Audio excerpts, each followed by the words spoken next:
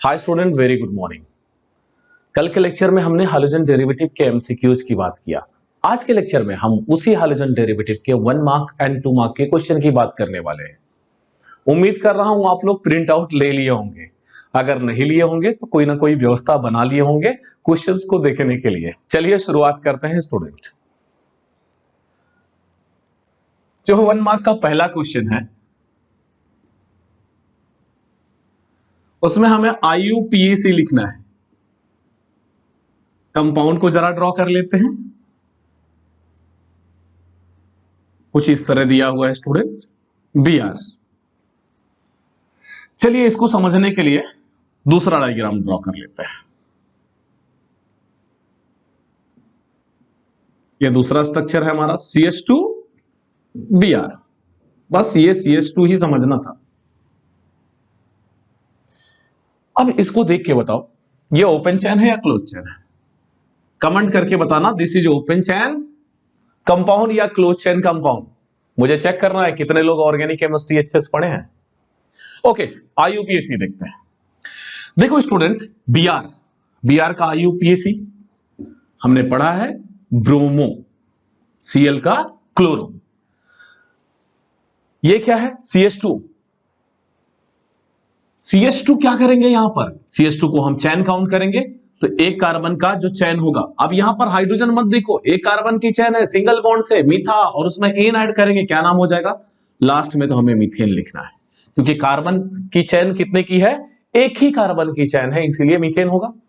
Okay, अब ये भी ब्रांच हो गया, ये दोनों ब्रांच है, ये और ये ब्रांच है। ये क्या है, यह C6H5 है। C6H5 को हम क्या कहते हैं, फिनाइल कहते हैं। तो बताओ सबसे पहले हम ब्रोमो लिखेंगे या फिनाइल लिखेंगे। अल्फाबेटिकल ऑर्डर, सबसे पहले हम ब्रोमो लिखेंगे। तो क्या लिखा जाएगा, ब्रोमो फिनाइल मीथेन। तो होप आपको इसका IUPAC समझ में आया होगा। एक और इसका IUPAC पॉसिबल है स्टूडेंट, अगर हम इन दोनों को इस पर ब्रांच मान ले तो यह मेन हो जाएगा, और जब यह मेन हो जाएगा तो इसका नाम हो जाएगा बेंजीन। आपको पता होगा C6H5 और Br को अगर मैं लिखूं तो कुछ इस तरह लिखा जाएगा ब्रोमोबेंजीन। तो यह बेंजीन हो गया। अब ये दोनों ब्रांच है तो इन दोनों ब्रांच को ब्रैकेट में लिखा जाएगा क्योंकि दो ब्रांच एक साथ है ना। तो एक कार्बन का ब्रांच हो तो मिथाइल और यह है ब्रोमो, तो B पहले आता है M पहले आता है, पहले B आता है तो हम लिखेंगे ब्रोमो मिथाइल बेंजीन। यह दो IUPAC पॉसिबल है। यह आपके बुक के अकॉर्डिंग है, यह मेरे अकॉर्डिंग है स्टूडेंट। आप जो चाहो, अगर MCQs में आया तो टिक कर सकते हो, अदरवाइज दोनों लिख देना या जो आपको अच्छा लगे वो लिख देना। चलिए सेकंड क्वेश्चन को देखते हैं, बहुत ही इंटरेस्टिंग है स्टूडेंट। कुछ इस तरह का एक कंपाउंड दिया हुआ है और HBr के साथ रिएक्ट कराने बोल रहा है और कह रहा है प्रोडक्ट को आइडेंटिफाई करो। यही क्वेश्चन है ना। तो सबसे पहले यह है क्या ये समझ लेते हैं। देखो ये मत बोलना है बेंजीन है, देखो एक ही पाई बॉन्ड है और बेंजीन में 3 पाई बॉन्ड होते हैं। बेंजीन हक्कल्स के रूल को फॉलो करता है, ये हक्कल्स के रूल को फॉलो नहीं कर रहा है, ये एरोमेटिक नहीं है। एरोमेटिक नहीं है तो एलिसाइक्लिक होगा क्योंकि क्लोज चैन है, एलिसाइक्लिक होगा। ओनली हाइड्रोकार्बन, अगर कोई अदर एलिमेंट आ जाता है तो हेटेरोसाइक्लिक हो जाता। इतना ज्यादा जोर मत डालिए, चलिए इसको समझते हैं क्योंकि अब इतना पढ़ने का समय नहीं है स्टूडेंट। तो ध्यान देते हैं, एक कंपाउंड होता है CH2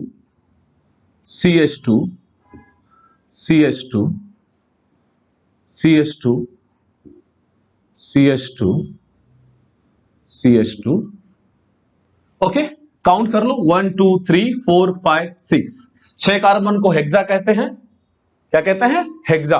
और सब सिंगल बॉन्ड से जुड़े हुए हैं, ये हेक्सेन है, लेकिन ये रिंग फॉर्म में है तो इसका नाम होगा साइक्लोहेक्सेन। क्या नाम होगा इसका, साइक्लोहेक्सेन। अब देखो यहां पर एक एक हाइड्रोजन कम कर दे रहा हूं, डबल बॉन्ड लगा दिया, इसका नाम हो गया साइक्लोहेक्सीन। और यहां पर ये क्या है, ये मिथाइल है। अब ध्यान से देखो ये CH3 है, ठीक है, इसको 1 मिथाइल साइक्लोहेक्सीन कह सकते हैं हम लोग। अब इन दोनों कार्बन पर ध्यान दो, क्या दोनों कार्बन में कार्बन हाइड्रोजन बराबर है? नहीं, यहां पर कार्बन और एक हाइड्रोजन, यहां पर सिर्फ कार्बन है, यही है ना। तो मतलब यह अनसिमेट्रिकल अल्कीन है।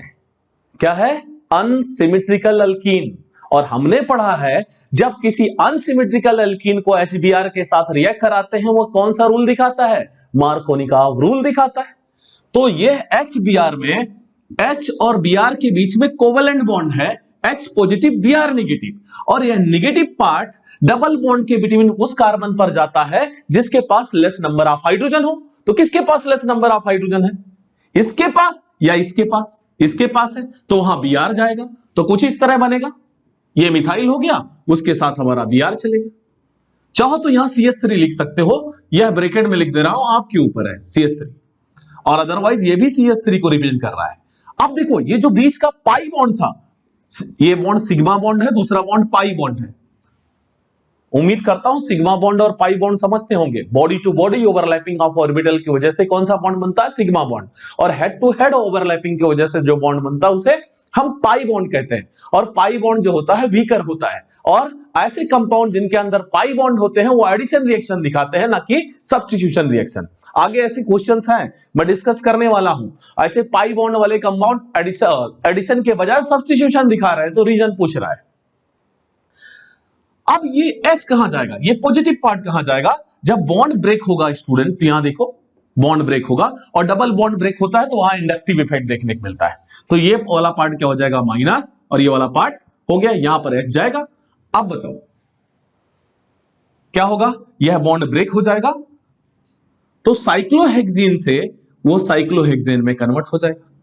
ये साइक्लोहेक्सेन है, तो क्या नाम होगा? 1 ब्रोमो 1 मिथाइल साइक्लोहेक्सेन, या 1 नहीं बोलना है तो ब्रोमो मिथाइल साइक्लोहेक्सेन, लेकिन आप 1 बोलो, 1 ब्रोमो 1 मिथाइल साइक्लोहेक्सेन। यह मेजर प्रोडक्ट है आपका। यह रिएक्शन कौन से रूल पर बेस्ड था? मार्कोनिकॉव रूल पर। अगर यहां पर परऑक्साइड दे देता, यहां पर पर ऑक्साइड लिखा होता, ऐसा कर सकता है बोर्ड, ऐसा जरूरी नहीं है ये क्वेश्चन पूछ लेगा। तो अगर परऑक्साइड इफेक्ट होगा तो क्या होगा? एंटी मार्कोनिकॉव रूल लगेगा, और एंटी मार्कोनिकॉव में क्या होगा? ये जो नेगेटिव पार्ट है वह उस कार्बन पर जाएगा डबल बॉन्ड के बिटवीन, देखो डबल बॉन्ड के बिटवीन जिसके पास ज्यादा नंबर ऑफ हाइड्रोजन हो। मैंने कहा डबल बॉन्ड के बिटवीन ऐसे कार्बन पर जाएगा जिसके पास ज्यादा हाइड्रोजन हो। ऐसा नहीं कि सर सबसे ज्यादा हाइड्रोजन तो CH3 के पास है तो Br वहां पर जाएगा, नहीं नहीं भाई ऐसा नहीं है।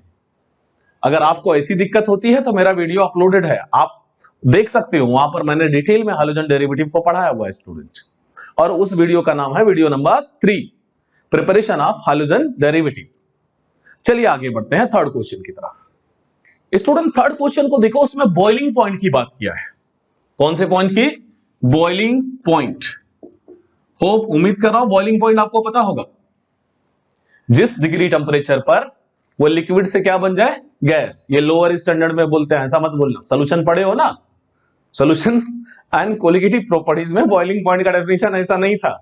ये 8th 9th 10th वाले बोले तो अच्छा लगता है, आप बड़े हो गए।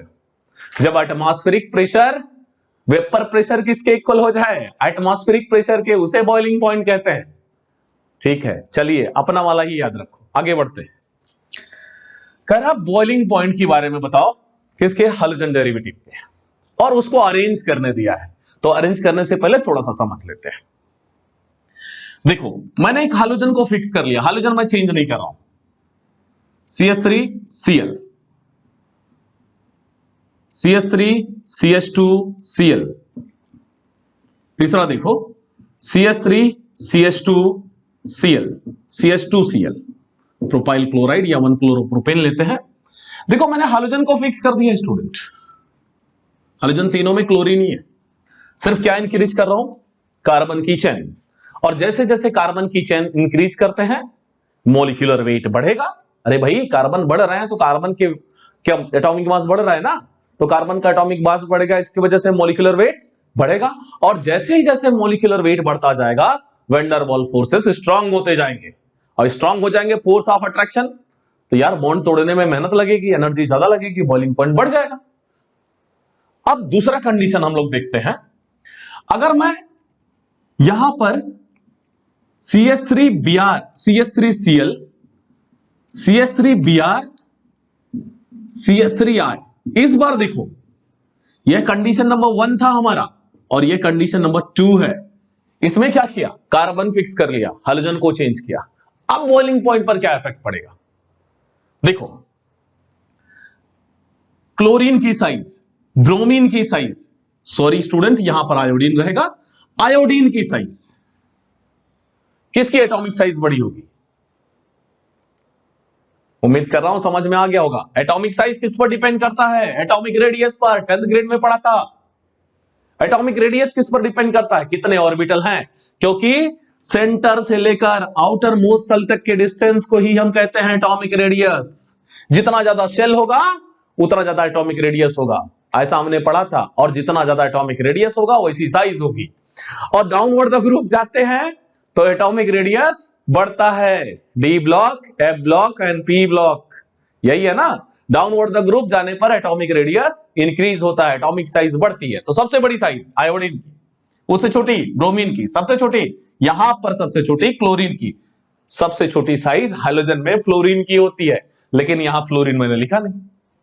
तो एटॉमिक साइज बढ़ रहा है, यार मोलिकुलर वेट बढ़ेगा, और मोलिकुलर वेट बढ़ेगा तो बॉइलिंग पॉइंट बढ़ेगा। तो सबसे ज्यादा बॉइलिंग पॉइंट किसका? मिथाइल आयोडाइड या आयोडोमीथेन की। किसकी? आयोडोमीथेन की। सबसे कम क्लोरोबेंजीन, सॉरी क्लोरोमीथेन या मिथाइल क्लोराइड की। यह दोनों कंडीशन हमने समझ लिया। ऐसा क्यों समझाया? क्योंकि बोर्ड ऐसा क्वेश्चन बना सकता है अगर इस तरह का क्वेश्चन पूछा है। अब बोर्ड ने क्वेश्चन क्या पूछा है, चलिए उसको समझते हैं। बोर्ड ने कहा ब्रोमोमीथेन CH3Br, यह ब्रोमोमीथेन पहला दिया हुआ है। दूसरा क्या दिया हो स्टूडेंट? कह रहा क्लोरोफॉर्म CHCl3, यह ट्राइहैलोजन डेरिवेटिव है, उम्मीद कर रहा हूं आप पढ़े होंगे। तीसरा दिया है डायब्रोमोमीथेन, डायब्रोमोमीथेन CH2Br2 है, यह डायब्रोमोमीथेन है। और चौथा दिया है ब्रोमोफॉर्म CHBr3, इसका नाम है ब्रोमोफॉर्म। देखो सब में कार्बन फिक्स रखा है, क्या चेंज किया है? हाइड्रोजन चेंज किया है। मोनोहाइड्रोजन, डायहाइड्रोजन और ट्राइहाइड्रोजन डेरिवेटिव की उसने बात किया है। ये मोनोहाइड्रोजन डेरिवेटिव है, ट्राइहाइड्रोजन डेरिवेटिव है, डायहाइड्रोजन डेरिवेटिव, ये Br2 होगा, डायहाइड्रोजन डेरिवेटिव है, और यह भी ट्राइहाइड्रोजन डेरिवेटिव है। तो देखो इसमें सबसे बड़ी साइज एटम की किसकी होगी? ब्रोमीन की। तो ब्रोमीन, और 3 ब्रोमीन है, जितना ज्यादा वह बल्कियर होता जाएगा, बल्कियर होने की वजह से क्या होगा? उसका वंडरवॉल फोर्सेस इंक्रीज होता जाएगा स्टूडेंट। तो वंडरवॉल फोर्सेस यहां ज्यादा होंगे, तो इसको, तो ये सीक्वेंस जो है, तो सबसे ज्यादा बॉइलिंग पॉइंट इसका है, उससे कम इसका है, क्योंकि 2 है। अब कहोगे सर यहां तो 3 हाइड्रोजन है। यस स्टूडेंट, यहां 3 है, लेकिन क्लोरीन की साइज क्या होती है? छोटी होती है। किससे? ब्रोमीन से। और फिर इसका, और ये तो मोनो है, मोनोहाइड्रोजन डेरिवेटिव का बॉइलिंग पॉइंट सबसे कम होता है। तो उम्मीद कर रहा हूं आप इनके बॉइलिंग पॉइंट को समझ गए होंगे। चलिए एक बार इनका रियल बॉइलिंग पॉइंट लिख देते हैं और समझ लेते हैं इनका बॉइलिंग पॉइंट क्या है स्टूडेंट। ब्रोमोमीथेन की बॉइलिंग पॉइंट की बात करें 3.56 डिग्री सेल्सियस है। क्लोरोफॉर्म का 61.2 डिग्री सेल्सियस है। डायब्रोमोमीथेन का 96.95 डिग्री सेल्सियस है। और ब्रोमोफॉर्म का 149.1 डिग्री सेल्सियस है। तो इससे भी पता चल गया स्टूडेंट, देखो सबसे ज्यादा इसका ही है। तो आप, लेकिन आपको ऐसे, ये तो मैंने खुद से बताया, आपके पास तो ये डेटा है नहीं, तो आप कैसे समझोगे कि जितना ज्यादा हाइड्रोजन होंगे उतना ज्यादा बॉइलिंग पॉइंट होगा। रीजन अगर कहीं लिखना हो तो आंख बंद करके लिखो, वंडरवॉल फोर्सेस ज्यादा होंगे और कुछ नहीं, बाकी एग्जामिनर पर छोड़ दो, उसको वंडरवॉल फोर्सेस समझ में आता है। चलिए आगे बढ़ते हैं, नेक्स्ट क्वेश्चन को देखते हैं स्टूडेंट। अब हम 4th क्वेश्चन को देखते हैं। यहां पर दिया है ethyl alcohol, ethyl alcohol C2H5OH होता है, IUPAC में इसे इथेनॉल कहते हैं। क्यों IUPAC बताया? अरे कभी इसी का IUPAC पूछ ले तो, महाराष्ट्र बोर्ड का कोई भरोसा नहीं स्टूडेंट। और यहां पर सोडियम ब्रोमाइड दिया है NaBr, NaBr दिया होगा तो H2SO4 तो जरूर दिया होगा। और हीट करेंगे। एक कंपाउंड ए बनता है और उस कंपाउंड को NaI सोडियम आयोडाइड के साथ in the presence of acetone react करा जा रहा है। ये बी बन रहा है। कह रहा है इस बी का IUPAC बताओ। सोचो, एक मार्क के क्वेश्चन में 3 क्वेश्चन पूछा हुआ है। एक तो IUPAC पूछा हुआ है, फिर ए और फिर बी पूछा हुआ है। तो स्टूडेंट एक बात पर जरा ध्यान दो, हम हैलोजन डेरिवेटिव को यानी अल्काइल हैलाइड को पढ़े हैं ना, RX, इसको किससे प्रिपेयर कर सकते हैं? तो सबसे पहले हम किससे प्रिपेयर कर सकते हैं? अल्केन से, हैलोजनेशन करा के। नहीं पढ़े हो तो यहां पर जाओ और सर्च करो, मेरा लेक्चर अपलोडेड है स्टूडेंट, आप देख सकते हो। और हैलोजन डेरिवेटिव तो बहुत अच्छे से आना चाहिए क्योंकि यह मदर एंड फादर है आगे चैप्टर्स का। दूसरा किससे प्रिपेयर कर सकते हैं? अल्कीन से। तीसरा किससे प्रिपेयर कर सकते हैं? ये मत करना फ्लो में अल्केन अल्कीन अल्काइन, नहीं, अल्कोहल से। किससे? अल्कोहल से। और चौथा halogen exchange reaction, halogen exchange reaction के थ्रू। इसके अंदर हमने पढ़ा था फिंकलिस्टीन एंड शॉर्ट्स रिएक्शन। तो इस पॉइंट पर आ जाओ, अल्कोहल से हम अल्काइल हैलाइड कैसे बनाते हैं? तो PCl3, PCl5, SOCl2 और भी है, यस, यह भी एक है, सोडियम ब्रोमाइड और सल्फ्यूरिक एसिड को यूज करके। तो क्या होगा? यह NaOH के साथ NaOH फॉर्म कर लेगा और यह क्या हो जाएगा? C2H5Br। यह न्यूक्लियोफिलिक सब्स्टिट्यूशन है, Br OH को रिप्लेस कर देगा। तो क्या फॉर्म होगा? यह A क्या होगा? C2H5Br। और क्या रिमूव हुआ यहां से? NaOH। इसका IUPAC बताओ। ये मैं पूछ रहा हूं, बोर्ड नहीं पूछा है। इसका नाम ब्रोमो इथेन है। क्या नाम है इसका? Bromo ethane. और कॉमन नेम इथाइल ब्रोमाइड। अब जरा इसको देखो, इसके पास ब्रोमीन है, इसके पास क्लोरीन या ब्रोमीन, दोनों में से अगर कुछ भी हो, और सोडियम आयोडाइड के साथ रिएक्ट कराएंगे तो यहां पर हाइड्रोजन एक्सचेंज होगा। इस रिएक्शन को हम क्या कहते हैं? फिंकलिस्टीन रिएक्शन, हाइड्रोजन एक्सचेंज रिएक्शन। जब क्लोराइड और ब्रोमाइड को किससे रिप्लेस करें? हम आयोडीन से रिप्लेस करते हैं, आयोडाइड से, तो उस रिएक्शन को हम फिंकलिस्टीन रिएक्शन कहते हैं। और फ्लोराइड से रिप्लेस करते हैं इसको, तो उस रिएक्शन को हम शॉर्ट्स रिएक्शन कहते हैं। तो यहां पर देखो, ये रिप्लेस हो जाएगा, क्या फॉर्म हो जाएगा? ये बी क्या होगा? C2H5I। इसका नाम है इथाइल आयोडाइड। ये कौन सा नाम लिखा? Common name. तो कॉमन नेम तो पूछा नहीं है, कौन सा नेम पूछा इसका? IUPAC। आई को IUPAC में आइडो कहते हैं, 2 कार्बन का अल्केन है, तो इसका नाम हो जाएगा आइडो इथेन। तो होप आपको आपका आंसर मिल गया होगा। चलिए नेक्स्ट क्वेश्चन को देखते हैं स्टूडेंट। जो क्वेश्चन नंबर 5 दिया है, देखिए, कह रहा है कि न्यूक्लियोफिलिक सब्स्टिट्यूशन में 2,4-डाइनाइट्रोक्लोरोबेंजीन फास्टर जाता है और पैरा नाइट्रोक्लोरोबेंजीन स्लो जाता है। रीजन बताओ। तो सबसे पहले नाइट्रोबेंजीन, नाइट्रो ग्रुप पता है? NO2। इसके बारे में जान लेते हैं। ये बॉन्ड NO2 या RNO2, ये नाइट्रो अल्कीन है। सबसे पहले NO2 का अगर आप स्ट्रक्चर समझ लो तो क्वेश्चन का आंसर सामने आ गया। कहोगे सर ऐसा क्या है NO2 में? तो ध्यान से देखो, ये R, यहां पर बेंजीन भी लगा सकते हो, C6H5, तो यहां पर ऐसा भी लिख सकता था AR, अराइल हो सकता है, क्योंकि यहां बेंजीन की बात किया तो C6H5 होगा। अब देखो, नाइट्रोजन इससे एक बॉन्ड बना लिया है। नाइट्रोजन के बारे में जान लेते हैं। नाइट्रोजन के पास 7 इलेक्ट्रॉन, 2 5, आउटर मोस्ट शेल में कितने? 5। ठीक है, ऑक्टेट करने के लिए 3 शेयर कर रहा है यहां पर। देखो, एक तो इधर कर लिया, 2 एक ऑक्सीजन से कर लिया, नाइट्रोजन का ऑक्टेट हो गया। ये जो एक ऑक्सीजन बचा हुआ है ना, तो नाइट्रोजन के पास लोन पेयर होता है, इस लोन पेयर को इसको दे देगा, यानी कौन सा बॉन्ड बनाएगा? Coordinate bond. कौन सा बॉन्ड? कोऑर्डिनेट। जबकि यह अमोनिया होता तो ऐसा कुछ नहीं करता, तीनों हाइड्रोजन से जुड़ जाता। या अमाइन होता, यह अमोनिया है, अगर अमाइन की बात करें, जैसे अमाइन हमारा फंक्शनल ग्रुप है, तो ये होता है ऐसा, इसके पास लोन पेयर बचे हुए हैं। अब ये लोन पेयर इसको दे रहा है, तो इसके पास लोन पेयर नहीं है, इसके पास लोन पेयर है। यही तो फंडा है, इसी पर तो आंसर छिपा हुआ है। तो चलिए स्ट्रक्चर बनाते हैं। ये क्लोरोबेंजीन है, यहां पर देखिए ये क्लोरोबेंजीन है। कह रहा है 2,4, ये पोजीशन 2 और ये पोजीशन 4, ये 2,4 डाइनाइट्रोबेंजीन है। और दूसरा कह रहा है 2,4 डाइनाइट्रोक्लोरोबेंजीन है। दूसरा स्टूडेंट कह रहा है नाइट्रोक्लोरोबेंजीन, यहां पर हम Cl ले ली, ये नाइट्रोक्लोरोबेंजीन है। और कौन से पोजीशन पे है? ये पैरा पोजीशन पे है, तो P नाइट्रोक्लोरोबेंजीन। अब कह रहा कि यह न्यूक्लियोफिलिक में फास्टर जाता है और यह न्यूक्लियोफिलिक में स्लो जाता है। रीजन क्या है? तो सबसे पहले देखो, ये नाइट्रोजन ने अपना पेयर दे दिया है, अब इसको खुद को जरूरत है इलेक्ट्रॉन की, यानी यह रिंग से इलेक्ट्रॉन खींचना चाहेगा, तो ऐसे ग्रुप को कहते हैं इलेक्ट्रॉन विड्रॉइंग ग्रुप। कौन सा ग्रुप? NO2 एक इलेक्ट्रॉन विड्रॉइंग ग्रुप होता है, और जिस कंपाउंड के अंदर जितना ज्यादा इलेक्ट्रॉन विड्रॉइंग ग्रुप होंगे, रिएक्शन उतना फास्ट होगा। तो दोनों में से बताओ इलेक्ट्रॉन विड्रॉइंग ग्रुप किस में ज्यादा है?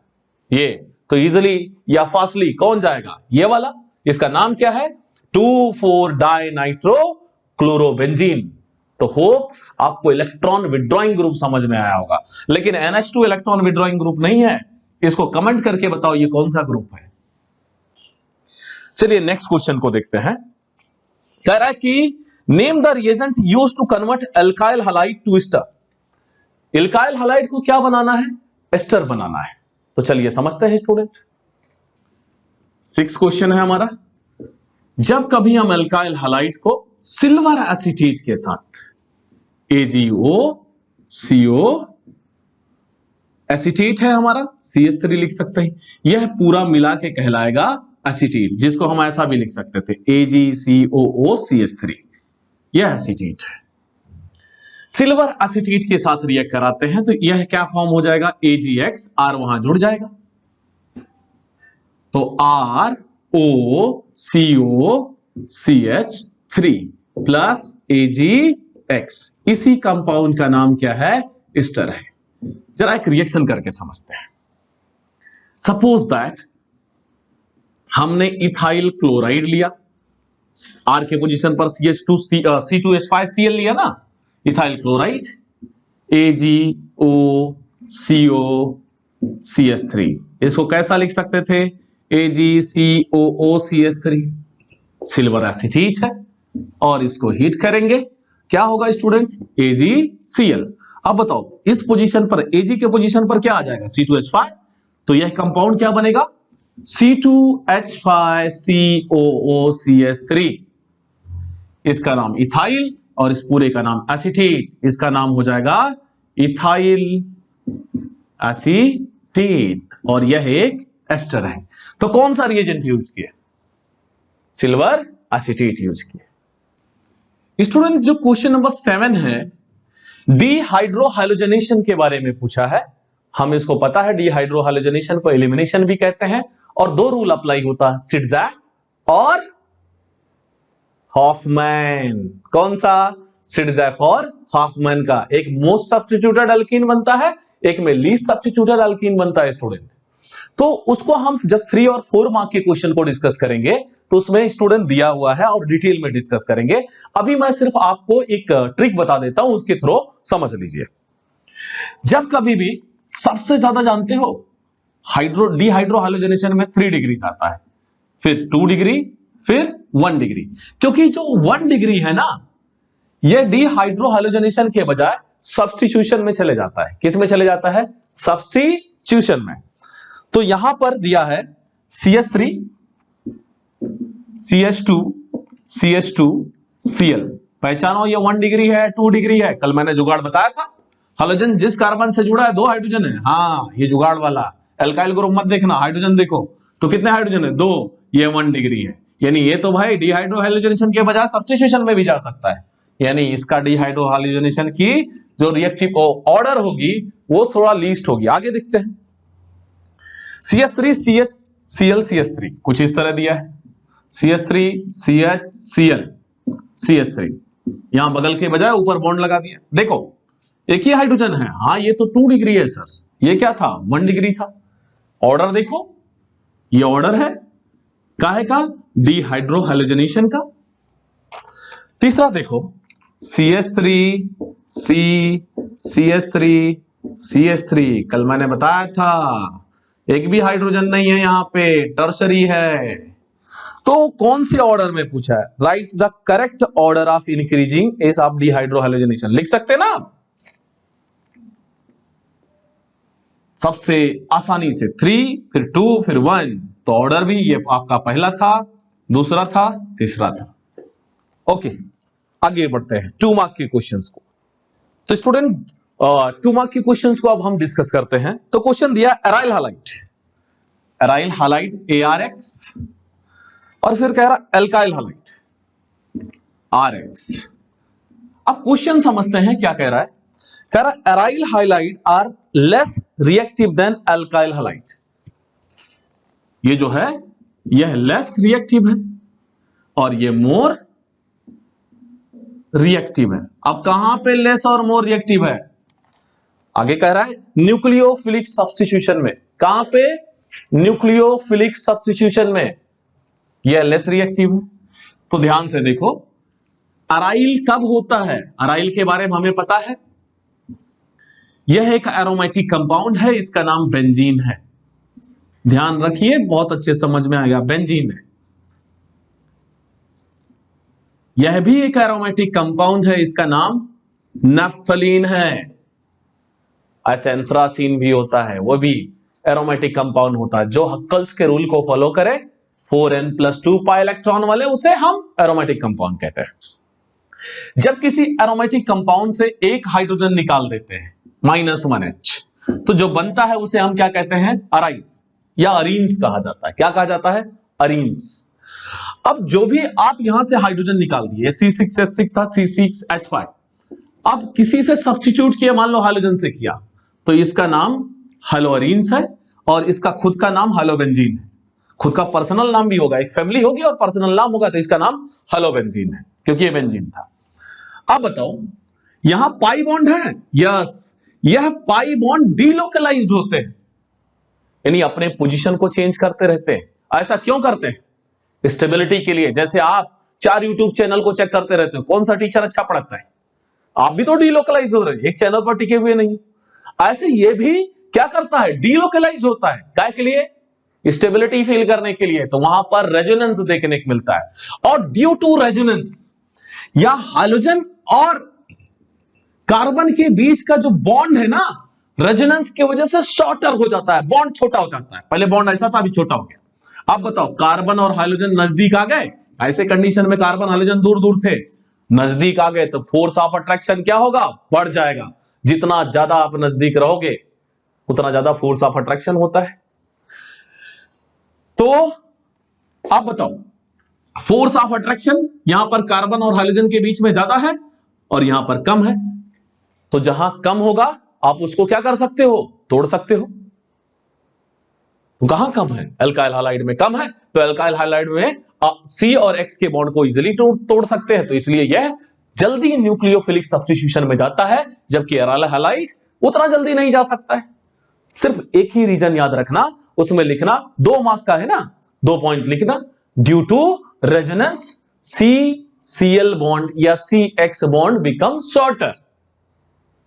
क्या लिखोगे, रेजोनेंस की वजह से C और X बॉन्ड क्या हो जाता है, शॉर्टर हो जाता है, जिसकी वजह से CX बॉन्ड स्ट्रांग हो जाता है और ब्रेक करने के लिए ज्यादा एनर्जी लगती है। होप आपको ये बात समझ में आ गई होगी स्टूडेंट। चलिए नेक्स्ट क्वेश्चन को देखते हैं। नेक्स्ट क्वेश्चन है हाइलोअरीन्स विथ सोडियम मेटल। अगर रिएक्शन लिखना है, हाइलोअरीन्स है, ये देखो मान लो ये हाइलोअरीन्स है। अब यहां पर ClBr कुछ भी ले सकते हो आप, क्लोरोबेंजीन, तो ये मैं Cl ले रहा हूं। तो देखो ये बेंजीन है, यहां पर हमने Cl ले लिया। किसके साथ रिएक्ट कर रहा हूं, सोडियम मेटल। हमको याद होगा वर्ड्स रिएक्शन, कौन सा रिएक्शन, वर्ड्स। कपल्ड हो जाएंगे। क्या हो जाएंगे? कपल्ड। कितने मॉलिक्यूल? 2 मॉलिक्यूल। अब यहां पर फिर से हमने क्लोरोबेंजीन ले लिया, अगर यहां पर हम मिथाइल क्लोराइड भी ले सकते हैं, इथाइल क्लोराइड भी ले सकते हैं। देखो इसकी वैलेंसी 1 है, इसलिए एक ही Cl से बॉन्ड बना सकता था, तो मैंने 2 कर दिया, 2NaCl। यह रिएक्शन किसके प्रेजेंटी में होता है? यह reaction in the presence of dry ether होता है स्टूडेंट। किसके प्रेजेंटी में? Dry ether. क्या यहां से माइनस होगा? NaCl बाहर निकल गया, बचा क्या हमारे पास?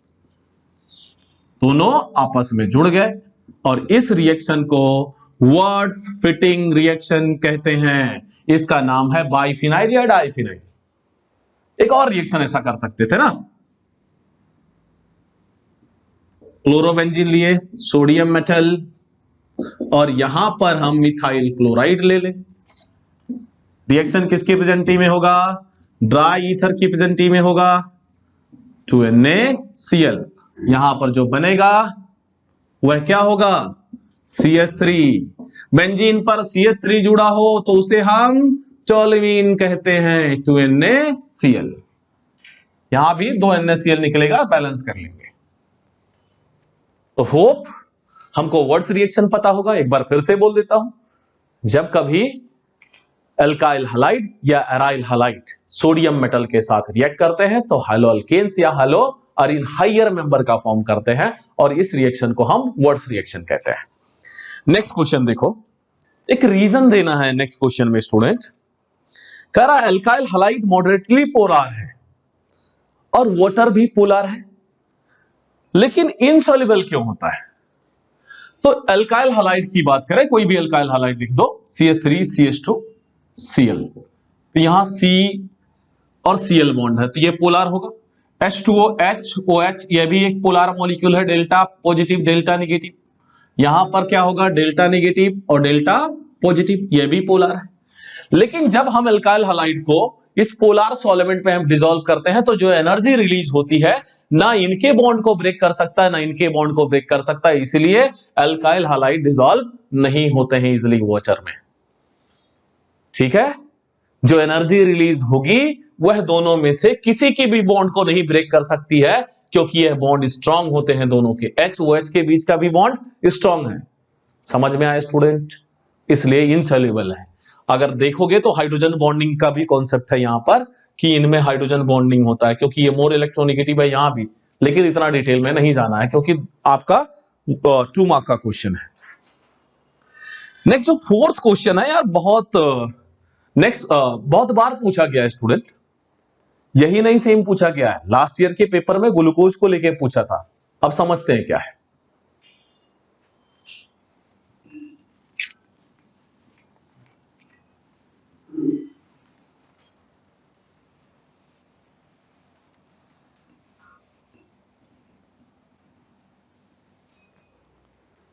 तो पहले लास्ट ईयर के क्वेश्चन को देख लेते हैं। लास्ट ईयर का क्वेश्चन था ऑप्टिकल एक्टिविटी क्या है? ऑप्टिकल एक्टिविटी, इस पर मैंने डिटेल में वीडियो बनाया हुआ है, आप देख भी सकते हो, और कल के लेक्चर में मैंने एक्सप्लेन किया था। एक बार छोटा सा मैं रिकैप देता देता हूं। अगर कोई कंपाउंड ऑप्टिकली एक्टिव हो तो ऑप्टिकली एक्टिव कब होगा? जब उसके पास कायरल सेंटर होगा। क्या होगा? Chiral centre. और मैंने कहा था कायरल कार्बन को असिमेट्रिक कार्बन कहा जाता है, जिसके चारों बॉन्ड पर डिफरेंट डिफरेंट ग्रुप जुड़े हों, उन्हें हम कायरल कार्बन कहते हैं। जैसे यहां 2 क्लोरोब्यूटेन की बात किया है, CH3 C2H5 ClH। देखो यहां से काउंटिंग करेंगे 1 2 और 2 4, 2 क्लोरोब्यूटेन। चारों साइड डिफरेंट डिफरेंट ग्रुप है, यस ये कायरल कार्बन है। और कायरल कार्बन होगा तो जब इससे पोलराइज लाइट को पास करते हैं तो यह कंपाउंड, ये जो कंपाउंड है, ये पोलराइज लाइट की प्लेन को रोटेट कर देता है, आइदर इन द क्लॉकवाइज और एंटी क्लॉकवाइज। इस रोटेशन ऑफ प्लेन को हम क्या कहते हैं? ऑप्टिकल एक्टिविटी कहते हैं। तो इसके पास कायरल सेंटर है और यह रोटेट करने की एबिलिटी रखता है। लास्ट ईयर का क्वेश्चन इंटरेस्टिंग है था, पहले उसको देख लेते हैं। ग्लूकोज C6H12O6 कहा था इसमें कितने पॉसिबल आइसोमर हैं, ऑप्टिकल आइसोमर्स। तो सबसे पहले ग्लूकोज का स्ट्रक्चर बना लेते हैं, CHO OH H H OH OH H, उम्मीद कर रहा हूं बायोमोलिक्यूल पढ़े होंगे, OH H CH2 OH, ये ग्लूकोज का स्ट्रक्चर है। एक भी HOH उधर उधर मत करना, अदरवाइज वो रॉन्ग हो जाएगा। लास्ट वाला OH इस हैंड साइड पर है, इसे कहेंगे डी ग्लूकोज। देखो ये वाला कार्बन और ये वाला कार्बन कायरल नहीं है, कहोगे क्यों? अगर इसका बनाओगे तो देखो दो हाइड्रोजन है ना, दो बॉन्ड पर, एक साइड OH और एक साइड पूरा ये पूरा जुड़ा हुआ है, तो ये कायरल नहीं है। ये वाला कायरल नहीं है क्योंकि इसके साथ CH डबल बॉन्ड O है, तो दो वैलेंसी तो यही ले लिया ना। ये कायरल है, ये कायरल कैसे है? एक साइड OH एक साइड H और एक साइड ये पूरा और एक साइड CH, यह भी कायरल है। तो कितने कायरल कार्बन है? 4 कायरल कार्बन है, उसका स्क्वायर करो क्या आएगा? 16। जितने कायरल कार्बन होते हैं उसका स्क्वायर आइसोमर्स बनते हैं स्टूडेंट। अब जरूरी नहीं है सबके सब आइसोमर जो है वो एनांसियोमर्स होंगे, कुछ डायस्टीरियोमर्स भी हो सकते हैं। अब ऑप्टिकल एक्टिविटी की बात किया है कि क्वेश्चंस पढ़ते हैं। एक्सप्लेन ऑप्टिकल एक्टिविटी ऑफ 2-क्लोरोब्यूटेन। तो 2-क्लोरोब्यूटेन का हमने स्ट्रक्चर बना लिया। अब इसको अगर हमें ऑप्टिकली एक्टिव दिखाना है तो कैसे दिखाएंगे वो जरा ड्रॉ कर लेते हैं। CH3 C और उसके बाद हमें ऐसा ऐसा बॉन्ड दिखाना होता है, ये आवे का है या बैक साइड का है हाइड्रोजन, और ये फ्रंट साइड के बॉन्ड को हमें दिखाना है। ये ऐसा डार्क दिखाया जाता है, डार्क कर दिया मैंने। ये हमारा क्या है? C2H5 और इसके साथ सेम प्लेन में हमारे पास Cl है। ये कायरल सेंटर कंसिस्ट किया है, तो थोड़ा सा स्टार मार्क जैसा बना देंगे। यहां हमने मिरर प्लेन रखा है स्टूडेंट, तो इसका उल्टा करिए तो ये क्या हो जाएगा? दिस। अब Cl जो है इस साइड आ गया, यहां हमारा C2H5 वाला कहानी, C2H5 और उसके बाद ये H। तो इसका हमने स्ट्रक्चर ड्रॉ किया। यही आपको ड्रॉ करके ऑप्टिकल एक्टिविटी बताना है कि यह कायरल सेंटर है। और एक चीज और पढ़े होंगे, अगर कायरल सेंटर है तो वह सुपर इंपोजिबल नहीं होगा, अगर कायरल सेंटर नहीं है तो सुपर इंपोजिबल होगा। यह भी आप साथों साथ लिख दीजिए। चलिए नेक्स्ट क्वेश्चन को देखते हैं। क्वेश्चन नंबर 5th और 6 दोनों SN1 और SN2 से रिलेटेड। क्वेश्चन नंबर 5th देखते हैं। कह रहा है कि दोनों के बीच में डिफरेंस बताओ। किसके? SN1 और SN2 के बीच में। SN1 और SN2 का लेक्चर मैंने अपलोड किया है, और जब 3 और 4 मार्क की क्वेश्चन को पढ़ाऊंगा तो उसमें थोड़ा डिटेल डिस्कशन भी करूंगा स्टूडेंट। SN1 यह फर्स्ट ऑर्डर है और यह सेकेंड ऑर्डर है, ठीक है। यही खुद कह रहा है substitution of nucleophile first order और यह substitution of nucleophile second order. यह यूनिमोलिक्यूलर है और यह कौन सा होगा? बायोमोलिक्यूलर। यूनिमोलिक्यूलर और यह क्या होता है? बायमोलिक्यूलर। और हमने पढ़ा है SN1 2 स्टेप रिएक्शन है। कितने स्टेप? 2 स्टेप। अगर मैकेनिज्म देखे हैं, पहले स्टेप में कार्बोकेटायन फॉर्म होता है, सेकेंड स्टेप में प्रोडक्ट फॉर्म होता है। क्या फॉर्म होता है? 2 स्टेप है। पहले स्टेप में कार्बोकेटायन, देखो ये first point, second point, third point, और इस क्वेश्चन का नाम क्वेश्चन नंबर 5th। और जो ये 5th वाला ये पॉइंट बोल रहा हूं यही 6 का आंसर है। 6 क्वेश्चन का आंसर वही है, तो ध्यान दो। 2 स्टेप है, 2 ट्रांजिशन स्टेट हमने देखा होगा। पहले ट्रांजिशन स्टेट में जाने के बाद यह कार्बोकेटायन फॉर्म करता है। जब पहला ट्रांजिशन स्टेट वह पार करता है, ट्रांजिशन स्टेट क्या है? कोट। कोट पता है? फैमिली कोट होता है, ड्रामा कोट हम लोग कहते हैं। मैं वैसे पेशे से लॉयर भी हूं, तो ड्रामा कोट होता है एक। ड्रामा कोट समझते हैं? जहां तलाक और शादी दोनों होती है उसे हम कोट कहते हैं। ऐसे पोजीशन जहां बॉन्ड एक्टिवेट और डीएक्टिवेट हो, घर बसे और घर टूटे, ऐसे बॉन्ड बने और बॉन्ड टूटे, उसी को ट्रांजिशन स्टेट कहते हैं। यहां देखिए, और यह वन स्टेप है, इसमें कार्बोकेटायन नहीं बनता है। चौथा और सबसे इंपॉर्टेंट पॉइंट देखो, 2 मार्क का यार 4 ही पॉइंट लिखना है। सबसे इंपॉर्टेंट पॉइंट, इसमें न्यूक्लियोफाइल जो है NU लिख सकते हैं शॉर्ट फॉर्म में। यह nucleophile back as well as front side से अटैक कर सकता है, और इसमें न्यूक्लियोफाइल सिर्फ बैक साइड से अटैक कर सकता है। और जब आप इसको पढ़ोगे तो मैंने पढ़ाया है, अगर आप तलाकशुदा हो, पॉजिटिव हो या खाली हो, या तो देखो यहां पर पहले से शादीशुदा है कार्बन, अभी बीबी को छोड़ दिया है, तो सामने से ला सकता है शादी करके, कोई क्या कर लेगा, और पीछे से गर्लफ्रेंड बना के भी ला सकता है। लेकिन SN2 में क्या है, बीबी पहले से है, सामने से नहीं ला सकता, पीछे से ही ला सकता है। समझ में आया? बैक साइड अटैक हो सकता है। यह भी इलेक्ट्रॉन रिच स्पीसीज है, दूसरे इलेक्ट्रॉन रिच स्पीसीज को लाएगा। तो क्या कहानी होती है, जब एक बीबी रहे और दूसरी को लेके आओ तो घर में जितना लफड़ा होता है वही समझ लो यहां भी वैसी होता है। ठीक है स्टूडेंट, तो 6 क्वेश्चन देखते हैं। Explain primary benzylic halide show higher reactivity in SN1।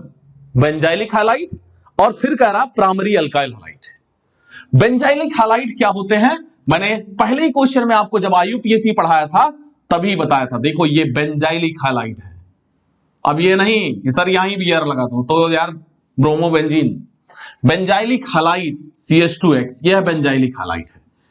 और मैंने पूछा है कमेंट में, ओपन चैन है या क्लोज चैन है, जरूर आंसर करना, और बिना गूगल किए। आगे देखो, एल्काइल हैलाइड कह रहा है कि यह SN1 रिएक्शन में ज्यादा अच्छे से जाता है, और यह SN1 रिएक्शन में ज्यादा अच्छे से नहीं जाता। ऐसा कुछ क्वेश्चन है ना। Explain primary benzylic halide show higher reactivity in SN1। ये हायर रिएक्टिविटी दिखाता, ये लोअर रिएक्टिविटी। तो मैंने कहा था आंसर यही छुपा है थर्ड वाले में। क्या फॉर्म करता है, कार्बोकेटायन, जो स्टेबल कार्बोकेटायन फॉर्म करे। क्या फॉर्म करे, स्टेबल कार्बोकेटायन, वह SN1 में उतना अच्छा दमदार तरीके से जाएगा। तो यह स्टेबल कार्बोकेटायन फॉर्म करता है, ये अनस्टेबल कार्बोकेटायन कार्बोकेटायन फॉर्म करता है लेकिन उतना स्टेबल नहीं होता है। तो होप आपको 1 और 2 मार्क के क्वेश्चन समझ में आ गए होंगे। अगले बार मिलेंगे 3 और 4 मार्क के क्वेश्चन में, और मजे से बात करेंगे और दमदार तरीके से बात करेंगे। मेरी कोशिश यही है कि आपसे कोई भी क्वेश्चन बोर्ड में छूटने ना पाए। Okay, thank you, bye, take care, enjoy करो।